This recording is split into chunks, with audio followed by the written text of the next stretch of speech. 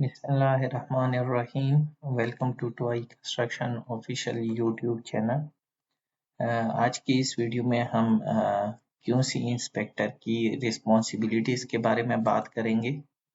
तो सबसे पहले हमें देखना है कि एज अ क्यूसी इंस्पेक्टर आपने जिन चीज़ों को कंप्लाई करना है, इंश्योर करना है ऑन साइट के ऊपर, उनमें कौन कौन सी चीज़ें आती हैं। तो सबसे पहली रिस्पॉन्सिबिलिटी हमारी ये है कि हम इंश्योर कर दें कि हमारी साइट के ऊपर जो हमारा कॉन्ट्रैक्ट का स्कोप ऑफ वर्क है, टेक्निकल स्पेसिफिकेशन है, हमारा प्रोजेक्ट क्वालिटी प्लान है, उसकी रिक्वायरमेंट जो है वो फुलफिल हो रही है या नहीं हो रही।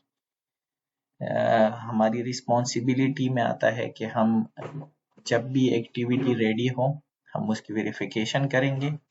अगर वो एक्टिविटी रेडी है तो हम RFI इनिशिएट करेंगे ताकि PAD को इंस्पेक्शन के लिए बुला सके। इसी तरह अगर कोई भी टूल्स, इक्विपमेंट्स या मशीनरी यूज हो रही है, जैसे हमारा टोटल स्टेशन यूज होता है, FDT के लिए हमारे पास न्यूक्लियर गेज यूज होता है, टेम्परेचर के लिए हमारे थर्मामीटर्स यूज होते हैं। इसी तरह पेंट वगैरह के जो टूल्स या इक्विपमेंट है वो सारे कैलिब्रेटेड हो और वो वैलिड हो।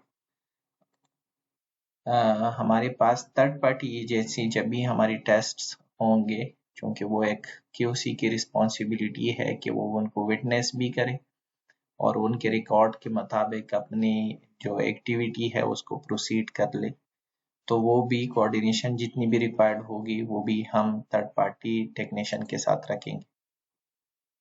वर्बली और राइटिंग में जब भी कोई नॉन कन्फर्मिटी साइट के ऊपर आप देखते हैं, उसको रिकॉर्ड करना, उसकी रिपोर्टिंग करना, वो भी QC इंस्पेक्टर की रिस्पॉन्सिबिलिटी में आता है।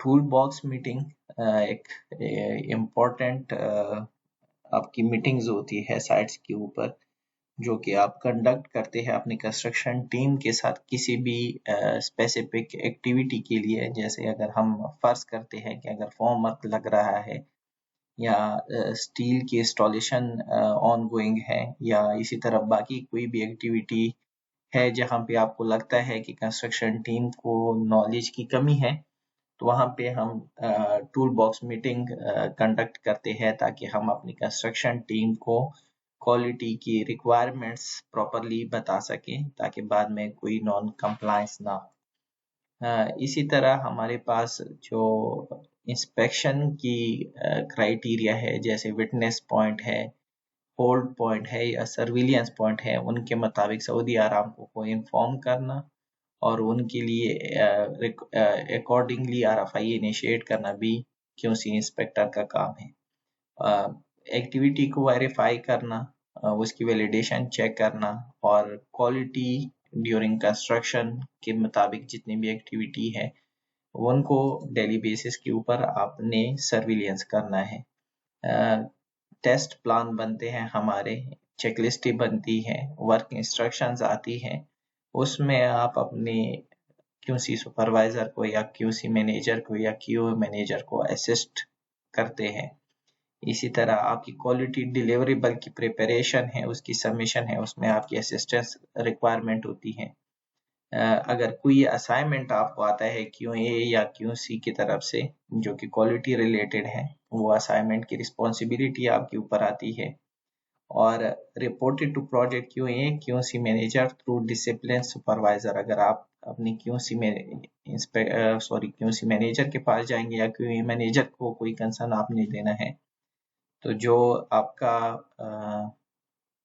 ऑर्गेनाइजेशन चार्ट है उसमें आप देख सकते हैं कि QC इंस्पेक्टर के ऊपर QC सुपरवाइजर होगा, अपना डिसिप्लिन का QC सुपरवाइजर, फिर उसके ऊपर QC मैनेजर होगा, फिर QC मैनेजर के ऊपर QA मैनेजर होता है। तो हर चीज में आप डायरेक्ट QA मैनेजर या QC मैनेजर के पास नहीं जाते प्रोफेशनली। तो सबसे पहले अगर आपने उनके पास कोई रिपोर्ट करनी है तो वो आप अपने डिसिप्लिन सुपरवाइजर के थ्रू अपने मैनेजर को रिपोर्ट करेंगे। IFC ड्राइंग जो है इशू होती है और अक्सर IFC ड्राइंग जो है रिव्यू के टाइम पे आपको बहुत सारी ऐसी मिस्टेक्स मिल जाती है जिसको प्रोएक्टिवली एड्रेस करके नॉन कन्फर्मिटी से बचा जा सकता है। तो ये भी एज अ QC इंस्पेक्टर की रिस्पॉन्सिबिलिटी है कि वो IFC ड्राइंग को टाइमली रिव्यू करे। इसी तरह कंस्ट्रक्शन का जो काम चल रहा होता है साइट के ऊपर, उसके ऊपर मॉनिटरिंग की निहायत ज़रूरत होती है, और QC इंस्पेक्टर जो है वो अगर इनको मॉनिटर करे, ड्राइंगों की वेरिफिकेशन करे और मेथड ऑफ स्टेटमेंट जो अवेलेबल है और अपनी PMT से अप्रूव होके आए हैं, तो काम को प्रॉपर तरीके से किया जाएगा और नॉन कन्फर्मिटी अवॉइड की जा सकती है। इसी तरह साइट सुपरवाइजर को असिस्टेंस की जब भी कोई ज़रूरत होगी वहाँ पे उसको असिस्ट करना, उनको अंडरग्राउंड यूटिलिटी के बारे में बताना, एक्सप्लोरेटरी ट्रेंचेस या हम जो इक्विपमेंट यूज़ करते हैं अंडरग्राउंड यूटिलिटी को आइडेंटिफाई करने के लिए, उसमें उनकी हेल्प करना QC इंस्पेक्टर ही की रिस्पॉन्सिबिलिटी में आती है। मीटिंग अगर कोई चल रही है हायर मैनेजमेंट की जो कि क्वालिटी इंप्रूवमेंट के हवाले से है, उसको अटेंड करना ताकि उन चीज़ों को साइट के ऊपर ड्यूरिंग एग्जीक्यूशन इम्प्लीमेंट किया जा सके। RFI का जो लॉग है, INCR के लॉग है, कैलिब्रेशन के लॉग है, FTT या कंप्रेसिव स्ट्रेंथ टेस्ट के जो लॉग है, उनको रूटीन बेसिस के ऊपर मेंटेन करना भी QC इंस्पेक्टर की रिस्पॉन्सिबिलिटी है। ड्राइंग रिव्यूइंग है, स्पेसिफिकेशन और स्टैंडर्ड है, उनको डेली बेसिस के ऊपर स्टडी करना, कोई भी नई एक्टिविटी आ रही है उसके रिलेटेड जितनी भी क्वालिटी के रिक्वायरमेंट है वो अगर आप प्रोएक्टिवली स्टडी करेंगे और वो सारी चीज़ें टूल बॉक्स के थ्रू या प्रोएक्टिव नोटिफिकेशन के थ्रू आप कंस्ट्रक्शन को शेयर करेंगे, तो बहुत सारी चीज़ों को स्मूथली प्रोसीड किया जा सकता है और नॉन कन्फर्मिटी से बचा जा सकता है। तो उम्मीद है कि ये जितनी भी पॉइंट हमने डिस्कस की, कमी बेशी के साथ किसी प्रोजेक्ट पे शायद ये रिस्पॉन्सिबिलिटी ज़्यादा हो और किसी प्रोजेक्ट पे ये रिस्पॉन्सिबिलिटी शायद इससे भी कम हो।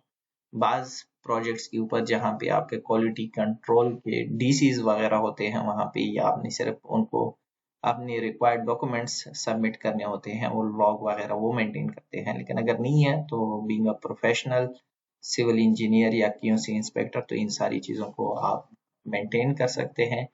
उम्मीद करता हूँ कि ये सारी चीज़ें आप लोगों को समझ आ गई होगी। अल्लाह हाफिज़।